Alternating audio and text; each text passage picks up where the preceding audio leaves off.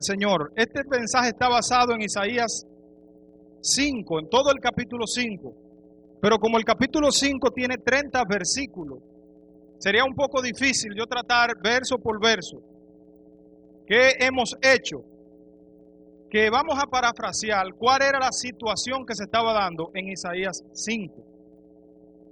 Imagínese usted que un hombre, un agricultor, que tenía un vivero es donde usted cría los injertos, las pequeñas plantas, y él de las mejores que tenía en el vivero, las tomó, fue a un campo, lo preparó, lo cercó y ahí sembró sus mejores y escogidas matitas de uva, que se llama vid. ¿Qué sucede? Que al tiempo se supone que las matitas iban a crecer y iban a producir fruto. ¿Y qué sucedió? Que estas uvas produjeron uvas silvestres. Una uva silvestre tiene la característica de que es pequeña porque, por ser silvestre, con la única agua que cuenta es con la de la lluvia, no con la del reguío constante. Y aparte de eso son agrias. Cuando el Señor llega y ve esto, dice, esto no es lo que yo sembré. Esa era la situación que se estaba dando en Israel y el Señor lo plantea con una parábola, que es la que le acabo de parafrasear, de un sembrador que sembró uvas escogidas y le nacieron uvas silvestres, uvas bastardas. ¿Qué pasa? Que el pueblo de Israel es el pueblo escogido por Dios. Dios escoge al pueblo de Israel para que le represente. El pueblo de Israel no lo hizo y a eso es que el Señor le llama uva silvestre. El Señor le enseña al pueblo de Israel que adore su nombre, se le revela personalmente como no hizo con ningún otro pueblo, para que el pueblo de Israel lo revelara a los demás pueblos. Y el pueblo de Israel no hizo eso. A eso el Señor le llama uvas silvestres. Que lo que Él les entregó no fue lo que ellos produjeron. Gloria sea el nombre del Señor. Yo quiero hacer una introducción para poder ambientizar a dónde queremos llevar el mensaje de esta mañana. Por ejemplo, hace tiempo los países, las ciudades de todo el mundo tienen sus libertadores, como en Venezuela Simón Bolívar, aquí Juan Pablo Duarte, en Estados Unidos George Washington es uno de ellos, Abraham Lincoln también, que liberó la esclavitud. Tenemos un sinnúmero de personajes a nivel mundial que cuando usted los visualiza, es como ellos le dan la biografía de estas personas y usted no encuentra un solo pecado en ellos. Todo lo que se muestra de ellos son su heroísmo, sus grandes ideas. ¿Quién me cuenta un pecado de Juan Pablo Duarte? Nadie lo conoce. En la antigüedad, tiempo atrás, esos ideales se conservaban. No es que ellos no pecaron, pero sino que se resaltan las grandes virtudes que ellos hicieron. Eso es lo que acontecía antes. ¿Qué sucede? Que en estos últimos días, las verdaderas acciones de todos estos héroes están siendo mostradas en la televisión y en el internet.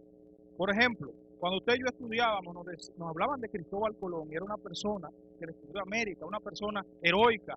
Ahora hablan de Cristóbal Colón, de que fue un estafador, de que no fue él que vino por primera vez aquí. Hay un interés marcado en denigrar todas esas personalidades. ¿Por qué le cito esto? Porque esto es lo que le va a dar entrada al porqué de este mensaje y al porqué el Señor decía, sembré uvas escogidas y coseché uvas silvestres. ¿Pero por qué? Bueno, en estos últimos tiempos, la gente del mundo está entrando en una etapa de depravación social, incitada por aquellos que trabajan para que les idolatremos. Entre ellos están los políticos, los artistas, los actores y los diseñadores. Yo le voy a decir por qué. Por ejemplo, si Kelvin dice, yo quiero unos zapatos, pero que sean de marca. ¿Y quién decimos? El nombre de fulano o su apellido. Idolatría. Yo quiero una ropa, pero que sea de marca tal. ¿A quién mencionamos? A un fulano que tiene un nombre, un apellido y vivió. Idolatría. Y si no es de fulano, yo no la quiero. Ahí no está guiando el mundo. Y eso entra a la iglesia. Y el mundo va en esa posición para que nosotros terminemos dependiendo de esas personas. Para que nuestro modo de vestir sea de acuerdo a como esas personas, que muchos de ellos no tienen el mejor de los ejemplos.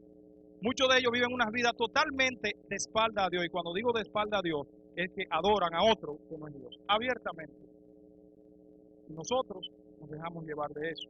Eso es lo que tenemos en el mundo. Los políticos muchas veces te hacen entender que tu esperanza no está en Cristo, es en ellos. Vota por mí y tú verás que te va a ir bien. Sígueme. Y nosotros, todas esas esperanzas que debiéramos estar presentándoselas a Dios, se las presentamos a ellos. Y terminamos entonces idolatrando. ¿Usted sabe lo que es idolatría? Quitar el lugar de Dios y poner otra cosa. Es idolatría, tan sencillo como es. Por eso, poner las acciones equivocadas de estos héroes no será problema ya para la gran mayoría de las personas, ya que éstas están muy entretenidas en el mundo y acostumbradas al escándalo en la televisión. Ya nadie le da mucha mente a que Cristóbal Colón fue lo que fue. Ya a nadie le interesa mucho que hablen mal de estas grandes personalidades que merecen respeto. A nadie ya le interesa. ¿Por qué? Porque en la televisión lo que vemos es escándalo. En la televisión lo que vemos es que quienes deberían ser serios terminan haciéndonos disparates. Y entonces lo celebran. Usted no ve que muchos actores de películas, cuando usted mira las acciones que ellos suben a Twitter, o las palabras, o los videos que suben a YouTube haciendo disparates. Una vez, recuerdo que un cantante muy famoso no brillaba. Y una de las cosas que hizo para llamar la atención fue que sacó del balcón de su apartamento al hijo. Ahí le tiraron fotos y volvió y le entró. ¿Qué padre haría una situación como esa? Pero lo que quería era ganar importancia que había perdido. Porque ellos dependen de la gente. Y ellos trabajan para que nosotros, los seres humanos, estemos pendientes a ellos, porque por eso es que ellos ganan. Entonces eso es lo que pasa. Muchos de nosotros no nos ponemos a analizar lo que está aconteciendo en el mundo ahora mismo. Cómo el mundo se está metiendo, absorbiendo la iglesia prácticamente, imponiéndole a la iglesia su modo de vida y que la iglesia entienda que es buena. Muchos de nosotros no nos estamos dando cuenta de eso, porque estamos bien entretenidos. Pero ¿para dónde vamos? Todo eso es la antesala de la depravación social de la humanidad, donde se pone el descrédito, la moral de la persona que el mundo considera como ejemplo. Esto le da paso a lo que está sucediendo hoy en día, que hasta los cristianos lo ven y lo aprueban cuando permanecen viéndolo como si nada. ¿Cuántas cosas yo me atrevería a decir que son malas y muchos de nosotros diríamos, pero eso no es nada? ¿Pero de qué estamos hablando? De las novelas y las películas, donde nunca falta un homosexual, homicidio, sensualidad y palabras obscenas. Eso no es nada. Yo no estoy hablando de todas las cosas que hay en la televisión, yo estoy hablando de lo que usted y yo sabemos que tiene un mensaje no bueno. Nosotros sabemos lo que es bueno y sabemos lo que es malo. Lo que pasa es que lo que es malo nos lo brindan más dulce de lo que es bueno. Porque la televisión vende lo que es malo, pero que es agradable a los ojos. ¿Por qué? Porque eso es lo que vende. Sensualidad, homicidio y palabras obscenas. Todo esto tiene un propósito lento y suave que no nos vamos dando cuenta y poco a poco vamos terminando aceptando lo bueno que está, aceptando como bueno lo que está mal. Poco a poco, poco a poco. Yo recuerdo que antes usted no veía un anuncio en la televisión con una mujer semidesnuda o un hombre enseñando áreas. Eso no era fácil verlo. Ya ahora uno lo ve, está lo mismo. Nos estamos haciendo insensibles, poco a poco. Y aunque usted no lo crea, ese es el plan del mundo y las tinieblas. Ese es el plan. Ya ver participaciones de gays en la televisión es tan natural como disfrutar viendo una película de homicidio, violencia y de doble sentido. Se nos hace tan natural ver un tipo disfrazarse de homosexual y empezar a hacer chistes y reírnos y hasta nosotros participar de eso. Ahora solo vemos a personas famosas promoviendo su vida perversa e incitando a la gente a que anhelen ese estilo de vida. ¿Cuántas veces nosotros hemos hecho ese tipo de cosas? Por ahí anda alguien que es hasta cristiano, supuestamente, se disfraza de homosexual y empieza a hacer chistes. Y entonces, la condición del homosexual es una condición que lo que amerita es misericordia de nosotros, que nosotros cuando los veamos nos dé lástima y explotemos en misericordia y orar por esos infelices. Terminamos riéndonos de su condición, sin imaginar lo grave que esto puede ser. El otro día yo vi una película, no la vi entera, porque me trabajó ese mensaje. Pero no me bastó verla entera para entenderla. Quizás muchos de ustedes la han visto porque no es muy vieja. Pero se da una situación donde están muchos actores famosos. Yo digo que ese director parece que pagó mucho, pero ahí estaban todos los actores famosos nuevos. Y ellos estaban juntos en una casa porque el anfitrión, el dueño de la casa, compró esa casa muy buena y entonces él estaba celebrando con todos. Y ellos tenían una fiesta y como usted no se imagina. Una fiesta donde ahí estaba la sensualidad, las drogas, una cosa fea, terrible. Pero nosotros lo vemos como una película, ¿verdad? Y ellos, dos de ellos salen a comprar unos cigarrillos. Y cuando van en la calle, de que supuestamente llegó el rapto de la iglesia. Y empezaron la gente a irse, de que los buenos empezaron a irse. Pero ellos se quedan. Entonces ellos se devuelven corriendo a la casa. Y cuando llegan a la casa, encuentran a todo el mundo en su fiesta como si nada, porque todos los actores se quedaron. Ni cuenta se dieron de lo que sucedió. Pero para no abundar mucho en eso, ellos después que se dan cuenta de lo que está aconteciendo, que Satanás está en el mundo matando a todo el mundo, ellos siguen en su vida mala. Y entonces que van subiendo al cielo, lo que hacen actos de bondad. Pero lo peor de todo es que cuando logran subir los que iban al cielo, que llegan allá arriba, en el cielo había una fiesta peor de la de abajo. ¿Qué usted le dice a él? Una película. Ah, pero eso no hace nada. No. Usted pregunta a todas los psicólogos, le pregunta por qué los niños son violentos, le dicen, por la película y los videojuegos. Y nosotros decimos, no, pero eso no es nada. ¿Por qué las muchachas son tan sensuales y visten tan corto? Por las películas y las modas. Y uno dice, no, pero eso no es nada. Todas esas cosas las colamos como si no fuera nada. Las vemos y cuando las vemos, las aprobamos. Como les dije, esta era la introducción. Isaías 5, 20, 21, texto base, lo puede buscar en su Biblia. Isaías 20, 21. Todo eso acontecer del capítulo 5, donde el Señor se queja con el pueblo, porque ellos cosecharon lo que Él no les dijo que hagan, que Él sembró bueno y recibió malo. Todo eso se resume en este versículo. El 20 dice, ay de los que llaman al mal bien y al bien mal, que tienen las tinieblas por luz y la luz por tiniebla, que tienen lo amargo por dulce y lo dulce por amargo. Ay de los sabios en sus propios ojos e inteligentes a sí mismos. Yo voy a hacer como acostumbramos aquí en la iglesia y voy a tratar esos dos versículos por secciones. Vamos a empezar con el 20 que dice, ay de los que llaman al mal bien y al bien mal. Esto tiene que ver con lo que digo y con lo que escucho. Primera de Corintios 15:33, no lo busco, dice, no os engañéis, las malas conversaciones corrompen las buenas costumbres. Eso tiene que ver con lo que digo. Cuando hablo con alguien, ¿qué tipo de conversación tengo? ¿Es mala y la comparto como si fuera buena? ¿Me atrevería a tener esa misma conversación estando Cristo presente? ¿Podemos hacer nosotros ese ejercicio? Imaginarnos que cuando estamos conversando con alguien, Cristo está ahí. ¿Diríamos nosotros todas las cosas? Bueno, estoy hablando de los que conocen de Cristo, los respetan. Quien no conoce de Cristo no le va a dar mente a él. Pero nos atreveríamos a tener las mismas conversaciones que usted y yo acostumbramos a tener a diario frente a los demás estando Cristo presente.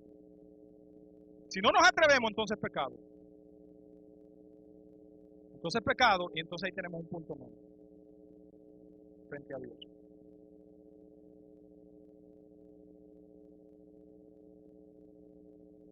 Le dije que tenía que ver con lo que digo y con lo que escucho. Ya le dije lo que digo, ahora vamos con lo que escucho. Proverbios 1:5 dice, el sabio oirá y crecerá en conocimiento, y el inteligente adquirirá habilidad. A lo que le presto mis oídos para escuchar. ¿Qué estoy escuchando? ¿Es bueno o no? Lo escucharía estando Cristo presente. ¿Qué yo le estoy prestando a mis oídos? ¿Qué yo estoy dejando que entre en mí por mis oídos? que me puede provocar a mí algo que edifique mi vida espiritual y que edifique a los demás? ¿Qué yo estoy escuchando? ¿Qué yo estoy escuchando?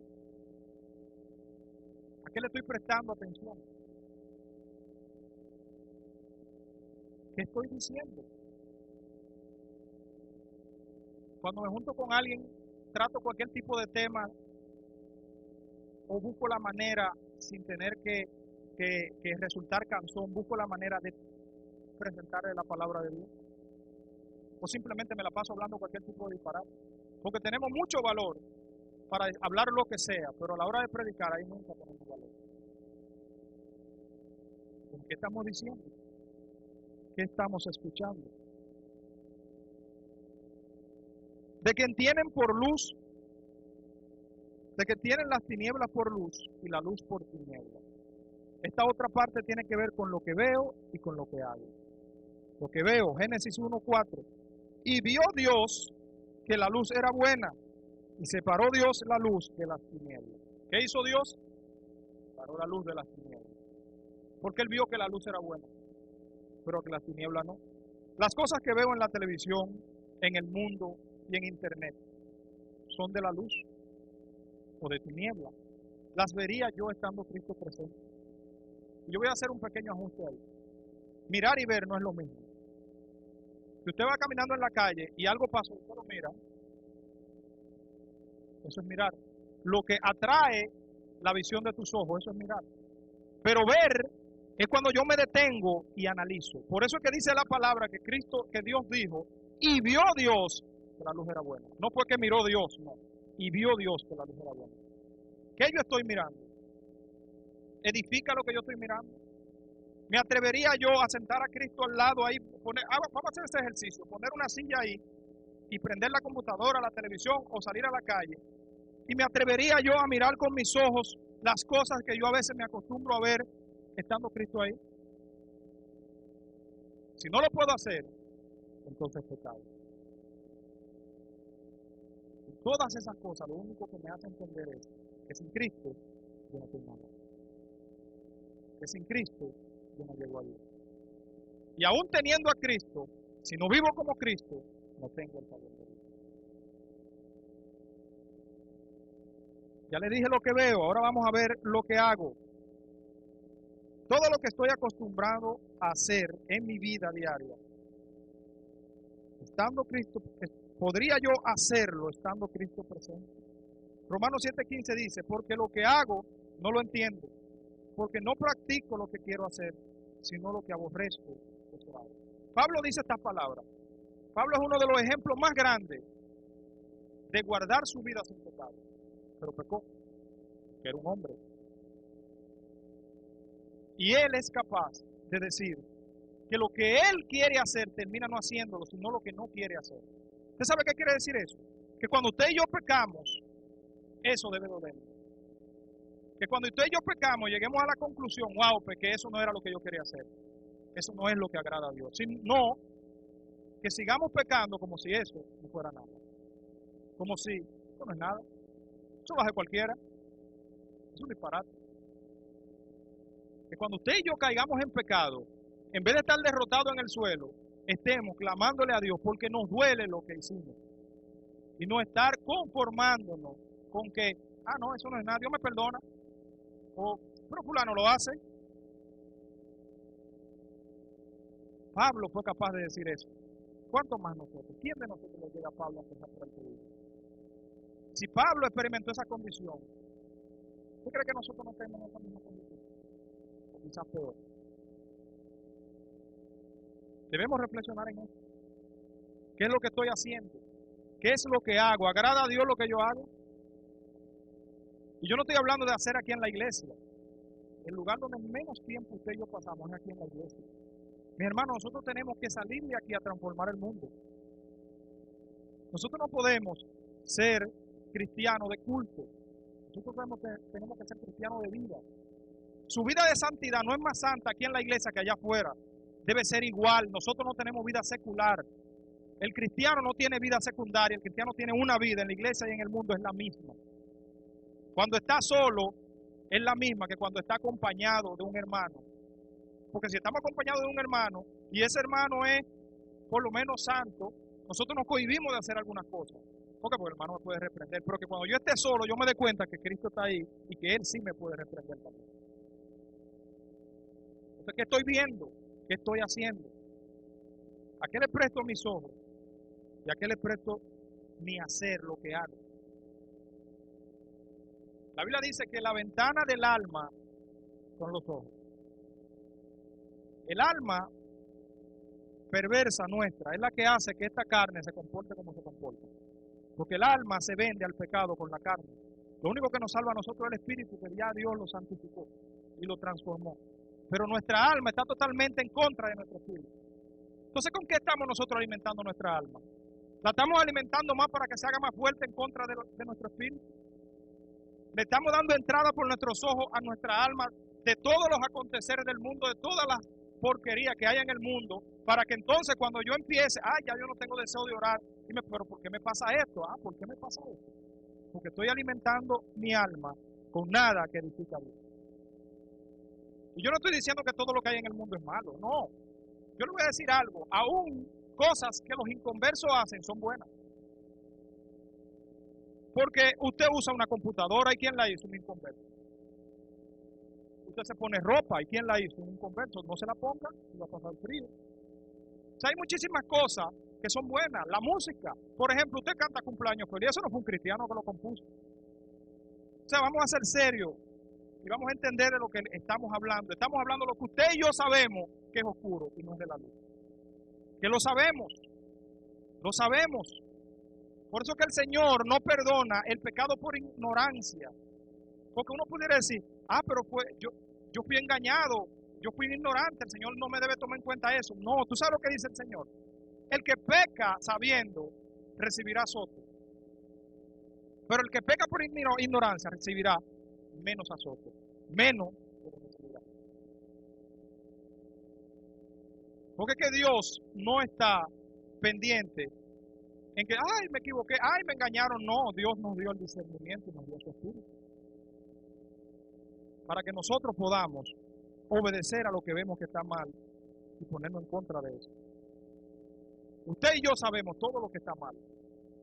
Lo sabemos. Lo que pasa es que tenemos una lucha con la carne, que es la que expresa Pablo, donde la carne quiere hacer lo que su espíritu no quiere hacer. Pero usted sabe cuándo sucede que yo me vuelvo un carnal, cuando yo alimento mucho mi alma con cosas de la carne. Que ya tengo 2 en contra, y 4 con el mundo, y 3 con el mundo y 4 con Satanás. Tengo a Satanás en contra, tengo el mundo en contra, la carne en contra y el alma también. Solamente el Espíritu Santo y el Espíritu mío los únicos que están a favor de Dios. Pero si yo alimento por mis ojos, por mis oídos, mi alma de las cosas espirituales, si yo digo como dice la Biblia, tomad lo bueno y desechad lo malo, si yo eso lo aplico a mi vida, veo en la televisión lo que yo sé que me puede ayudar o lo que yo sé que no me puede dañar, y oigo en la radio lo que yo sé que me puede ayudar y lo que yo sé que no me puede dañar, cuando yo hago esas cosas, entonces mi alma va creciendo.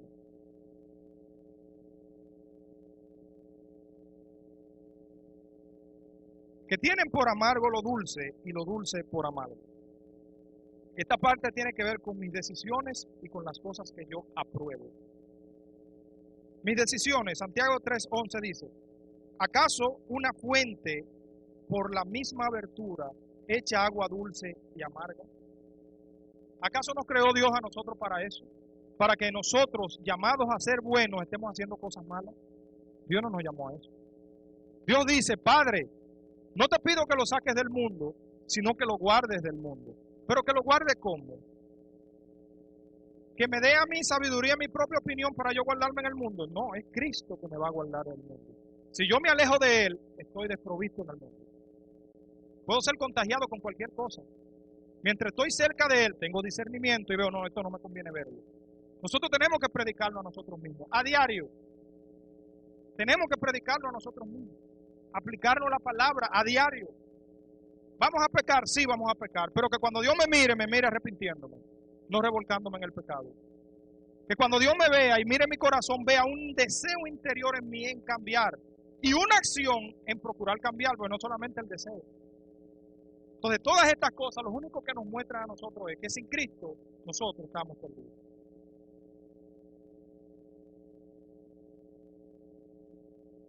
lo que apruebo. Hago acepción de personas. Le doy la razón a mi preferido, aunque esté equivocado. ¿Estaría Cristo de acuerdo con lo que yo apruebo? ¿Soy yo de lo que hago esas cosas, que soy apoyador de lo malo? Porque fulano es mi amigo. Si yo soy de eso, yo también tengo que revisarlo. Si en mis decisiones, en mi trato con los demás, soy sincero, demuestro el amor de Cristo. Cuando tomo decisiones, las tomo por mi propia cuenta. Y si las tomo por mi propia cuenta, ¿estaría Cristo de acuerdo conmigo? ¿Cuántos de nosotros, desde que nos vemos con algo de posición, ya no queremos que nadie nos controle? Y más si nos vemos con algo de dinero, ya nos molestan los consejos de la gente. Ya queremos tomar decisiones por nosotros mismos. Por esto me lo gané yo. Y vamos entonces a tomar decisiones conforme a nuestro propio parecer. ¿Quién nos dijo a nosotros que si nosotros estando en el mundo, todo ese tiempo que vivimos sin Cristo, todas las cosas nos salieron mal, y las que nos salieron bien, ninguna nos condujeron a la vida eterna? Ninguna. Si fuimos exitosos en el mundo, ninguno de esos éxitos nos condujo a la vida eterna. ¿Quién me dijo a mí que ahora yo siendo cristiano, esas acciones que yo tomo en el mundo me van a ayudar ahora? ¿Quién fue que me lo dijo a mí? Son las acciones de Cristo que yo tengo que tomar ahora. Encomendad a Dios tus caminos y Él hará. A Él es que yo tengo que encomendarle mis cosas. Lo que pasa es que cuando yo le encomiendo las cosas a Dios, ahí yo tropiezo. Porque si son pecaminosas mis decisiones, entonces veo que Cristo está opuesto. Cuando lo conozco, cuando conozco su palabra. Me doy cuenta que Cristo se opone, pero yo tengo un deseo intenso en esa situación, en esa decisión. Pero como Cristo está en contra, mejor lo hago sin Cristo, porque yo sé que Él se opone. Y lo hago a espalda de Cristo. Y después me va mal. Hay de los sabios a su propio ojo e inteligente ante sí mismo. Vamos a analizar el contexto de sabio e inteligente. Sabio, creer que sé lo que hago cuando estoy equivocado. Mira, el peor pecado de un ser humano es creer que está bien cuando está mal.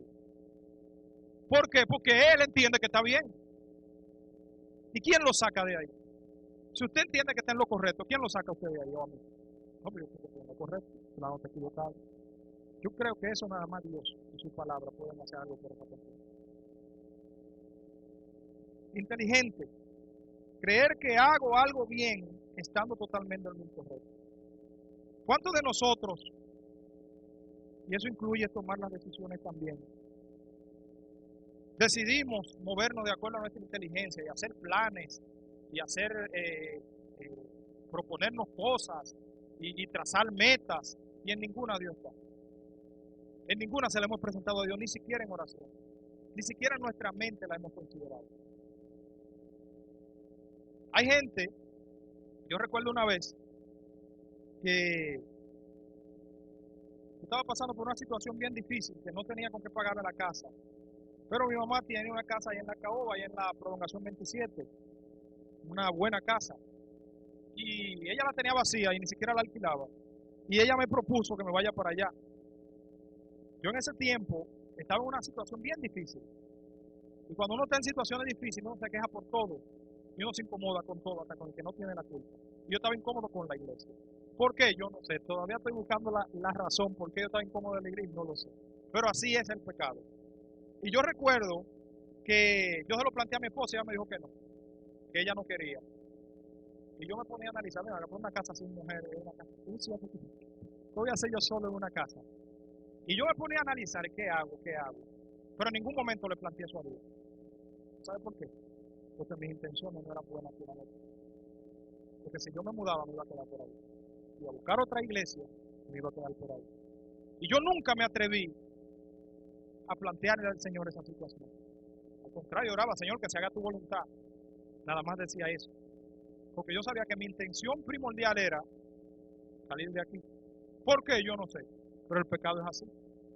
Cuando usted y yo estamos en pecado, muchas veces lo primero que nos llega a la mente es vete de la iglesia. ¿Pero por qué? Ni usted sabe.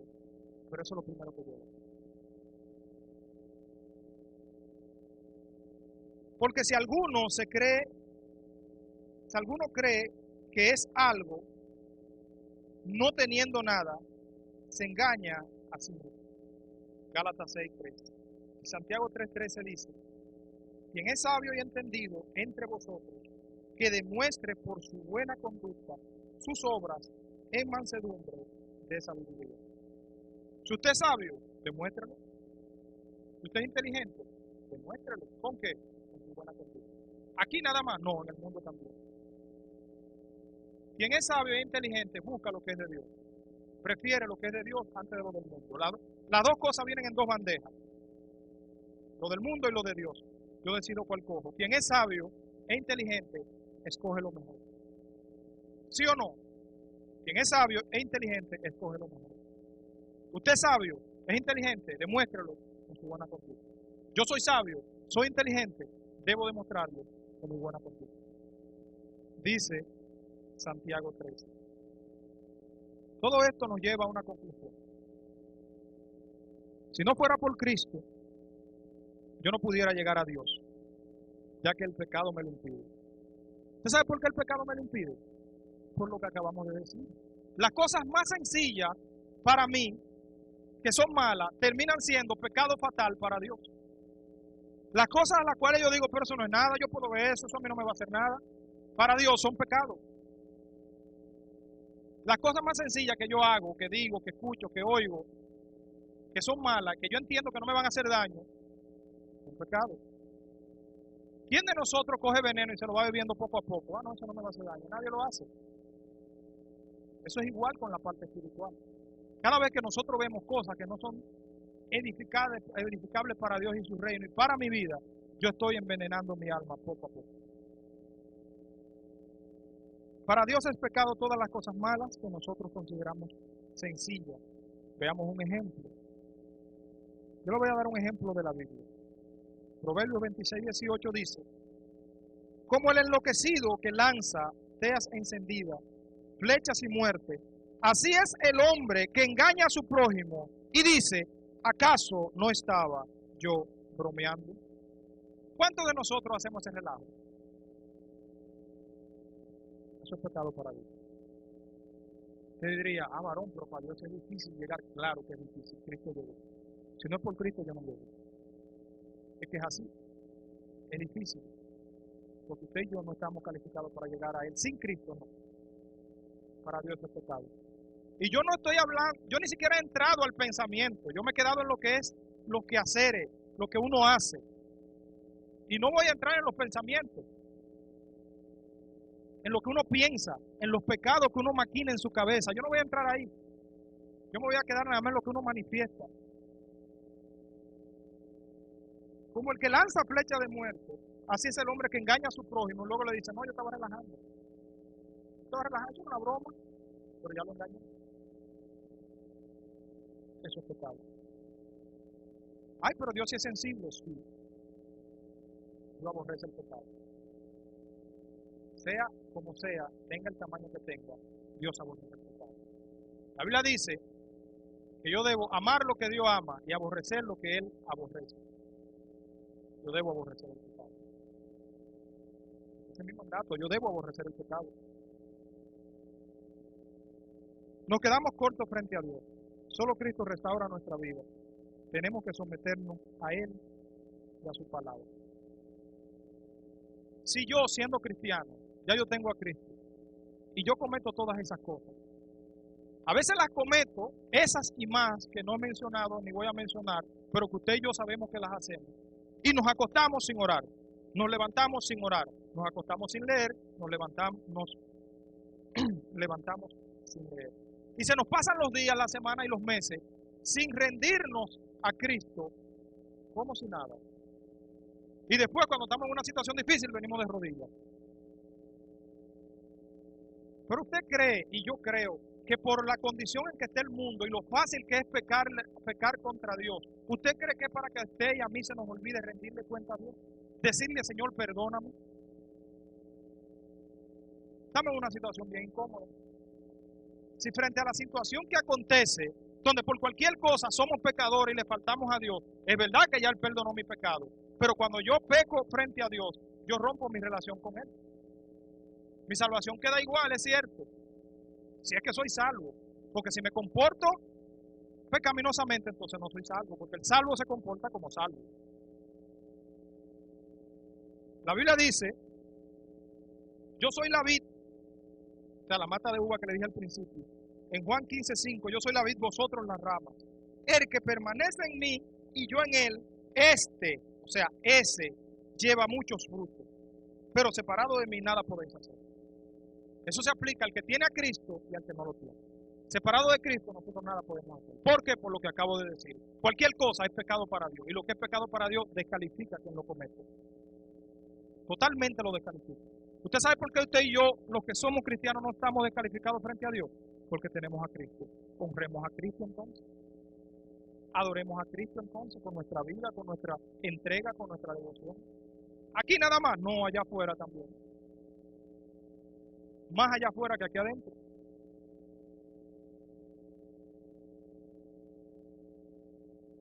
Yo quiero que usted cierre sus ojos ahí y se quede sentado. Cierre sus ojos y escuche lo que vamos a leer.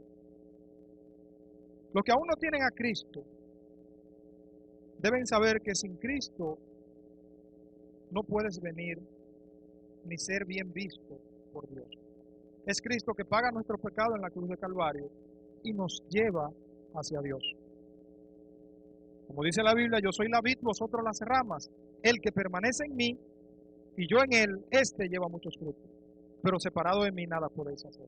Yo quiero hacer un llamado ahora a la iglesia que ore. Quiero hacer un llamado a las personas que no conocen de Cristo. A los que hoy vinieron, que alguien les invitó y no tienen a Cristo en su corazón.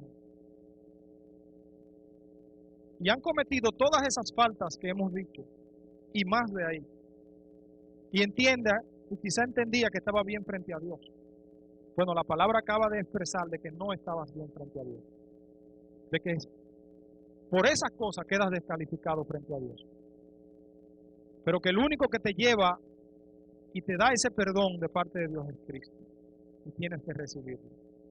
Si tú viniste hoy y no tienes a Cristo en tu corazón y tú quisieras empezar una nueva vida, tú quisieras empezar unas nuevas metas, tú quisieras vivir la vida que tienes, probarlo de otro modo, probarla con Cristo. Yo quisiera que tú levantes tu mano ahí. No te vamos a obligar a que pase, nadie se te va a acercar, sino que tú levantes tu mano y que si puedes pases al frente para que oremos por ti. Si tú no tienes a Cristo y quisieras probar cómo te resulta la vida, ya que has vivido tu vida normal, has vivido tu vida en el mundo normal, quizás has tenido éxito, quizás no, quizás te va bien, quizás no te va bien, pero en este momento quizás tú pudieres decirle, Señor, yo quiero inventar, yo quiero probar a ver qué se siente vivir en ti. Si no me funciona, me salgo. ¿Alguien se atreve a levantar su mano y pasar al frente para que oremos por él? Y presentarle a Cristo en oración. ¿Alguien decide en esta mañana decirle, Señor, yo quedo corto, quedo lejos de ti, si no tengo a Cristo, prácticamente yo nada puedo hacer? Me pierdo sin Cristo, como dice esta escritura. ¿Hay alguien así en esta mañana?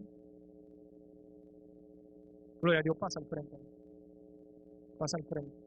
Bendito sea el nombre de Dios. Gloria sea el nombre de Jesús. Padre Santo Dios. Ven, Padre, sensibilizando los corazones, Señor. Padre, quita toda mentira, quita toda queja, quita toda contrariedad, Señor. Mira que muchas veces pensamos, lo haré después o yo estoy bien. Oh, Señor, permite, Señor, que los corazones sean quebrantados de que nos visiten. Yo quiero hacer de nuevo este llamado. ¿Hay alguien más que quisiera entregarle su vida a Cristo? Que quisiera probar su vida con Cristo ahora? Que ha vivido todo su tiempo sin Él y ahora quisiera probar. Déjame ver cómo me funciona. ¿Hay alguien que quisiera levantar su mano y pasar al frente para que oremos por Él? ¿Hay alguien así? Bendito sea el nombre de Dios. Gloria a Jesús. Bien, de no ser así, todavía te queda esperanza, pero no sabemos cuando el Señor de los espíritus regresará y llevará a su pueblo. Déjame decirte que el Señor se va a llevar lo suyo. Es difícil decirlo, pero es la verdad, el Señor se va a llevar lo suyo. No abra sus ojos, quédense con sus ojos cerrados. Yo hice ya un llamado a las visitas, ahora yo voy a hacer un llamado a los hermanos. No se mueva de su asiento, no tiene que hacer nada, simplemente con sus ojos cerrados, si usted entiende que esta palabra tocó su corazón, haga un compromiso con Dios, de filtrar lo que usted ve, lo que oye, lo que dice, lo que hace. De pensar si Dios estaría de acuerdo con lo que usted hace, si Cristo estaría de acuerdo con lo que usted dice, si estaría de acuerdo con lo que usted ve, si Él se atrevería a ver lo que usted ve o lo que oye. Los hermanos que tenemos a Cristo vivimos como Cristo en justicia, vivamos como Cristo en justicia y santidad. Los que tenemos a Cristo vivamos como Cristo en justicia y en santidad, para que nuestra fe sea contada por justicia frente a Dios y no por injusticia, por nuestra mala fe y nuestra mala forma de vivir. El que dice que permanece en Él debe andar como Él anduvo. Primera de Juan 2:6. El que dice que permanece en Cristo debe caminar como Cristo anduvo. Una evidencia de usted y yo saber si somos de Cristo es que en nuestro corazón, aunque caigamos, nos levantamos porque hay un anhelo de caminar como Cristo. Una de las cosas que nos identifican como hijos de Dios, como cristianos, es que los mandamientos de Cristo no nos son gravosos. Y es mejor preferir a Cristo antes que cualquier otra cosa. Padre, yo quiero darte gracias en esta mañana. Yo quiero bendecir tu nombre, Señor. Yo quiero pedirte, amado Dios, que tu gracia y tu favor, Padre, sea derramado en cada uno de mis hermanos como lo hiciste conmigo. Dios del cielo, que nosotros podamos entender que sin ti, oh Cristo, sin ti no somos nada. Que sin ti, Cristo Jesús, que perdona nuestros pecados, sin ti no somos nada. Que si no fuera por el sacrificio de Cristo en la cruz, nosotros estuviéramos muy lejos de ti, Padre Santo. Oh Señor, ayúdanos, Dios. Ayúdanos, amado Dios, ayúdanos, Dios, a aceptar tu sangre, Dios. Ayúdanos a aceptar tu sacrificio y a sacrificarnos nosotros por amor a tu nombre, por amor a tu sacrificio. Oh Espíritu Santo de Dios, Espíritu Santo de Dios, Santo Señor, Santo Dios.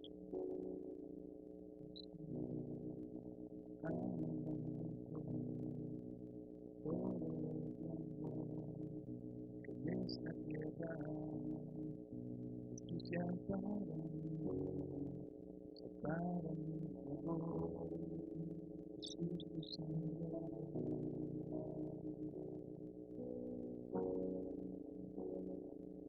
Tu sangre habla de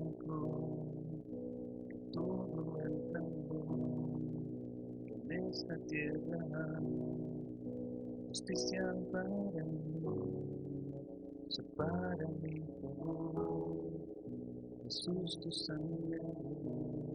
Mantenga sus ojos cerrados, vamos a tomar este momento sublime para el Señor. Vamos a dedicarle este minutico al Señor. No abra sus ojos, no abra sus ojos, vamos a dedicarle este momento al Señor. Y vamos a meditar en esta canción que habla de la sangre de Cristo, que habla mejor que nosotros mismos.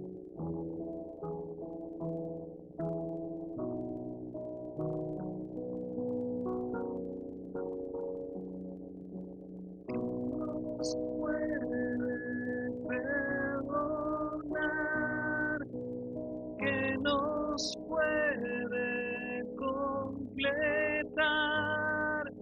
solo de Jesús, solo de Jesús, la sangre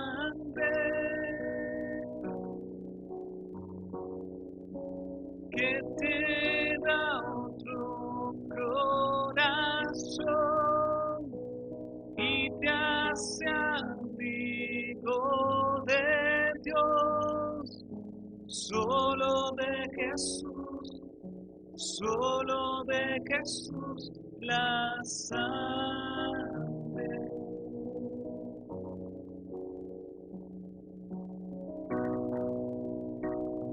Padre, gracias, Dios. Gracias, Señor, porque si no fuera por ti, hubiéramos consumido, Señor. Gracias, Padre, porque si no fuera por la cruz y esa sangre que tú derramaste en el Calvario, si no fuera por eso, nosotros no fuéramos salvos. Gracias, Señor, porque hemos creído que tu sangre, que tu sacrificio, Señor, pagó nuestra culpa. Que la sangre que debió ser derramada en esa cruz es la nuestra, Señor. Porque fuimos nosotros que pecamos y tú no pecaste. Mas tú cargaste con todos nuestros pecados sin que hubiera un solo tuyo, Señor. Todos los pecados de la humanidad, los que no hemos hecho, los que hicimos y los que haremos, Señor. Todos esos tú los cargaste. Y en ese grupo de pecados no había un solo tuyo, Señor. Padre, y derramaste tu sangre, Señor, para que por ella nosotros seamos salvos frente a Dios. Para que no haya justificación de ninguna obra. Para que no podamos decir, he aquí, Señor, yo me porté bien, merezco tu reino. Sino para que digamos, he aquí, Señor, creí en tu Hijo y en su sacrificio y recibí tu perdón. Ese es nuestro gran galardón, Señor, que tú moriste por nuestros pecados. Señor, y que en ti tenemos esperanza. Que en ti tenemos gozo, que en ti tenemos paz, que en ti tenemos libertad, Señor. Esa libertad, Señor, que nos hace vivir en paz contigo y con los hombres, Señor. Gracias, Señor. Gracias, Dios. Gracias, Padre, Dios mío, Señor. Nos despedimos, Señor, en este servicio, Señor. Y te pedimos, Dios del cielo, que nos acompañes bajo tu cuidado a nuestros hogares y que podamos meditar en esta palabra, Señor, para que cuando se nos presente agradar a la carne y agradar a Dios, nosotros decidamos agradar a Dios y desechar a la carne, Señor. Padre, en el nombre de Jesús te damos gracias. Amén y amén. Dios le bendiga.